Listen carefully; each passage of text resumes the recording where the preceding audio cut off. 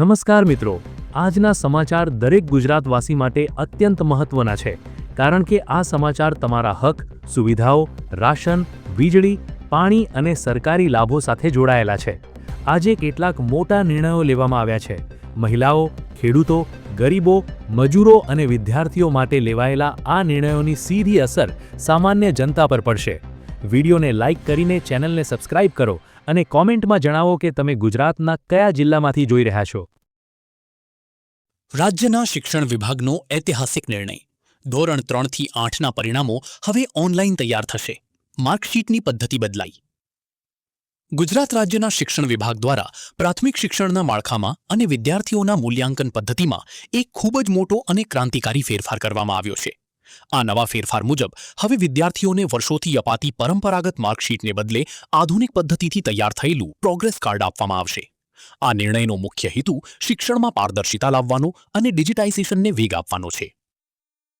નવા નિયમ મુજબ બાલવાટિકાથી માંડીને ધોરણ 1 અને 2ના નાના વિદ્યાર્થીઓને હવે સામાન્ય માર્કશીટના બદલે હોલિસ્ટિક પ્રોગ્રેસ કાર્ડ આપવામાં આવશે. આ કાર્ડમાં માત્ર ગુણ જ નહીં, પરંતુ બાળકના સર્વાંગી વિકાસ, તેની આવડત અને વિવિધ પ્રવૃત્તિઓમાં તેના પ્રદર્શનની વિગતવાર માહિતી હશે. આનાથી વાલીઓ પોતાના બાળકની ક્ષમતાને વધુ સારી રીતે સમજી શકશે.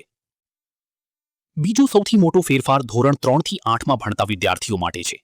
અત્યાર સુધી શાળાઓ પોતાની રીતે પરિણામ તૈયાર કરતી હતી, પરંતુ હવેથી આ તમામ વિદ્યાર્થીઓનું પરિણામ રાજ્ય કક્ષાએથી ઓનલાઈન તૈયાર કરવામાં આવશે. શાળાઓએ ડેટા એન્ટ્રી કરવાની રહેશે અને ત્યારબાદ રાજ્ય કક્ષાએથી તૈયાર થયેલું અધિકૃત પરિણામ શાળાઓએ ઓનલાઈન ડાઉનલોડ કરવાનું રહેશે. આ ડાઉનલોડ કરેલી માર્કશીટ જ શાળાઓએ વિદ્યાર્થીઓને વિતરણ કરવાની રહેશે. આ નવી સિસ્ટમથી સમગ્ર રાજ્યમાં પરિણામોમાં સમાનતા આવશે અને ભૂલોની શક્યતા નહીવત થઈ જશે.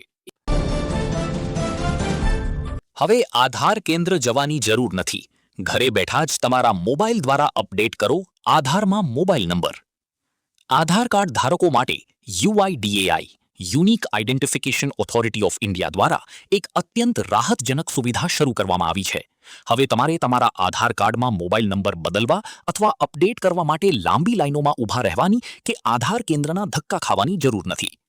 UIDAIએ પોતાની સત્તાવાર એપમાં મોટા ફેરફાર કર્યા છે, જેનાથી આ પ્રક્રિયા હવે સંપૂર્ણપણે ડિજિટલ અને પેપરલેસ બની ગઈ છે.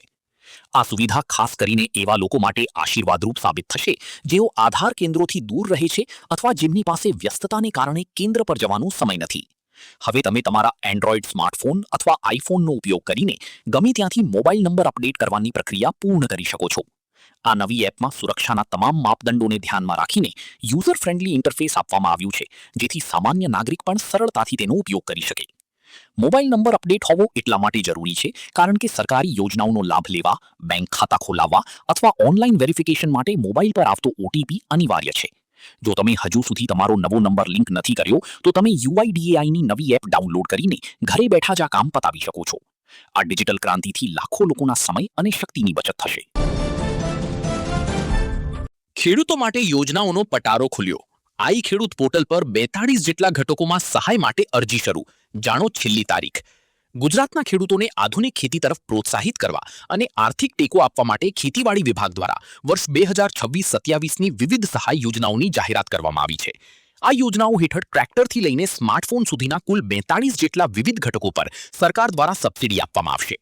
આ માટે ખેડૂતોએ આઈ ખેડૂત પોર્ટલ પર ઓનલાઈન અરજી કરવાની રહેશે. ખેતીવાડી વિભાગના જણાવ્યા અનુસાર ખેડૂતો 27 માર્ચ 2026 થી 26 એપ્રિલ 2026 સુધી ઓનલાઈન અરજી કરી શકશે. એટલે કે હવે અરજી કરવા માટે ગણતરીના દિવસો જ બાકી રહ્યા છે. આ યોજનામાં combine harvester, cultivator, rotavator, power tiller અને વિવિધ પ્રકારના પ્લાઉ જેવા મોટા ઓજારો ઉપરાંત તારની વાડ, સોલાર પાવર યુનિટ અને પાક સંગ્રહ માટેના ગોડાઉન સ્ટ્રક્ચર બનાવવા માટે પણ મોટી સહાય મળવાપાત્ર છે. વિશેષ વાત એ છે કે ખેડૂતોને ખેતીની માહિતી ઓંગળીના ટીરવે મળે તે માટે સ્માર્ટફોન ખરીદી પર પણ સહાય આપવામાં આવી રહી છે. આ ઉપરાંત માલવાહક વાહન, પંપ સેટ્સ અને પાક સંરક્ષણ સાધનો જેવા ઘટકોનો પણ સમાવેશ કરવામાં આવ્યો છે. જે ખેડૂત મિત્રો આ યોજનાઓનો લાભ લેવા માંગતા હોય તેમણે વહેલી તકે જરૂરી દસ્તાવેજો સાથે ગ્રામ પંચાયત, VCE અથવા સાયબર કેફે પર જઈને પોર્ટલ પર નોંધણી કરાવી લેવી જોઈએ, કારણ કે વહેલી તકે અરજી કરનારને અગ્રિમતા મળી શકે છે. વાહન ચાલકો માટે મોટા સમાચાર. ડ્રાઇવિંગ લાયસન્સ એક્સપાયર થયા પછી પણ 1 મહિનો ગણાશે માન્ય. જાણો વીમા વગરના દંડના નવા દર. કેન્દ્ર સરકાર દ્વારા ટ્રાફિક નિયમોમાં મહત્વપૂર્ણ ફેરફારો કરવામાં આવ્યા છે, જે વાહન ચાલકો માટે રાહત અને ચેતવણી બંને લઈને આવ્યા છે. અત્યાર સુધીના નિયમ મુજબ જો તમારા ડ્રાઇવિંગ લાયસન્સની મુદત પૂરી થઈ જાય તો તે જ ક્ષણથી અમાન્ય ગણાતું હતું અને પકડાયા તો મોટો દંડ ભરવો પડતો હતો. પરંતુ હવે નવા સુધારા મુજબ લાયસન્સ એક્સપાયર થયા પછી પણ 30 દિવસ 1 મહિનો સુધી તેને માન્ય ગણવામાં આવશે. આ નવી જોગવાઈનો સૌથી મોટો ફાયદો એ છે કે વાહન ચાલકોને લાયસન્સ રિન્યૂ કરાવવા માટે પૂરતો સમય મળી રહેશે. હવે લાયસન્સ પૂરું થયાના બીજા જ દિવસે દંડ ભરાવાની કે પોલીસની ચિંતા રહેશે નહીં. જો કે સરકાર એક તરફ નિયમોમાં છૂટછાટ આપી રહી છે તો બીજી તરફ શિસ્ત બાબતે વધુ કડક પણ બની છે. ખાસ કરીને વાહન વીમા વ્હીકલ ઇન્સ્યોરન્સ વગર રસ્તા પર નીકળનારા લોકો માટે હવે આકરું વલણ અપનાવવામાં આવ્યું છે. નવા નિયમ મુજબ જો તમે વીમા વગર નો ઇન્સ્યોરન્સ વાહન ચલાવતા પકડાશો તો પ્રથમ વખત 5,000 રૂપિયાનો ભારે દંડ વસૂલવામાં આવશે. જો બીજી વખત આ જ ભૂલ કરશો તો દંડની રકમ ડબલ એટલે કે 10,000 રૂપિયા સુધી પહોંચી શકે છે. આમ સરકારે લાયસન્સ રિન્યુઅલ માટે સમય આપીને રાહત આપી છે, પરંતુ વાહનનો વીમો લેવો હવે ફરજિયાત અને શિસ્તબદ્ધ બનાવી દીધો છે. આયુષ્માન કાર્ડ ધારકો માટે મોટા સમાચાર.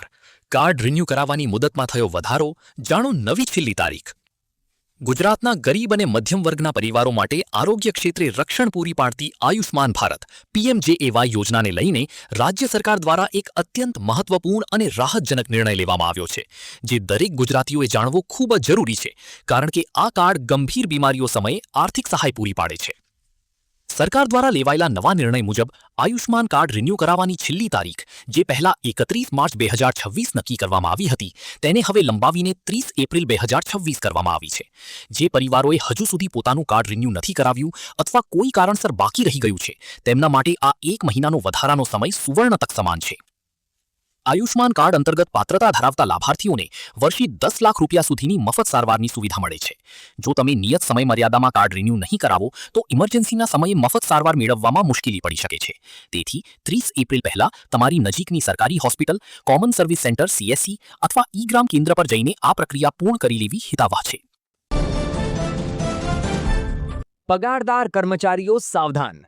HRA ક્લેમ કરવાના નિયમો હવે વધુ કડક. મકાન માલિક સાથેના સંબંધો જાહેર કરવા પડશે. 1 એપ્રિલ 2026થી આવકવેરાના નિયમોમાં મોટો ફેરફાર અમલમાં આવ્યો છે, જે સીધી અસર નોકરિયાત વર્ગના ખિસ્સા પર પાડશે. ખાસ કરીને જે કર્મચારીઓ હાઉસ રેન્ટ એલાઉન્સ HRE દ્વારા ટેક્સ બચાવે છે, તેમના માટે હવે પારદર્શિતા વધારવી ફરજિયાત બની ગઈ છે. સરકાર દ્વારા નકલી ભાડાની રસીદો રજૂ કરીને ટેક્સ ચોરી કરનારાઓ પર લગામ કસવા માટે આ કડક કદમ ઉઠાવવામાં આવ્યું છે. નવા નિયમો મુજબ જો તમે વર્ષ દરમિયાન 1 લાખ રૂપિયાથી વધુ ભાડું ચૂકવો છો તો તમારે ફરજિયાતપણે તમારા મકાન માલિકનો પેન નંબર આપવો પડશે. પરંતુ આ વખતે સૌથી મોટો ફેરફાર ફોર્મ 12BBના સ્થાને આવેલા નવા ફોર્મ 12AB માં કરવામાં આવ્યો છે. આ ફોર્મમાં હવે કર્મચારીએ સ્પષ્ટપણે જાહેર કરવું પડશે કે મકાન માલિક સાથે તેમનો કોઈ પારિવારિક સંબંધ છે કે નહીં. એટલે કે જો તમે તમારા પિતા, માતા કે પત્નીના નામે ભાડું બતાવીને HRA ક્લેમ કરો છો તો હવે તેની જાણકારી વિભાગને આપવી પડશે. ઘણા કિસ્સાઓમાં લોકો પોતાના સગા સંબંધીઓના નામે માત્ર કાગળ પર જ ભાડું બચાવીને ટેક્સ બચાવતા હોય છે, પરંતુ હવે આવું કરવું મુશ્કેલ બનશે. જો મકાન માલિક પરિવારના સભ્ય હશે તો આવકવેરા વિભાગથી ટ્રાન્ઝેક્શનની ઊંડી તપાસ કરી શકે છે અને ભાડું ખરેખર ચૂકવવામાં આવ્યું છે કે નહીં તેના પુરાવા, જેમ કે બેંક સ્ટેટમેન્ટ પણ માંગી શકે છે. આ નવા ફેરફારનો હેતુ ટેક્સ સિસ્ટમને વધુ સચોટ અને પ્રામાણિક બનાવવાનો છે.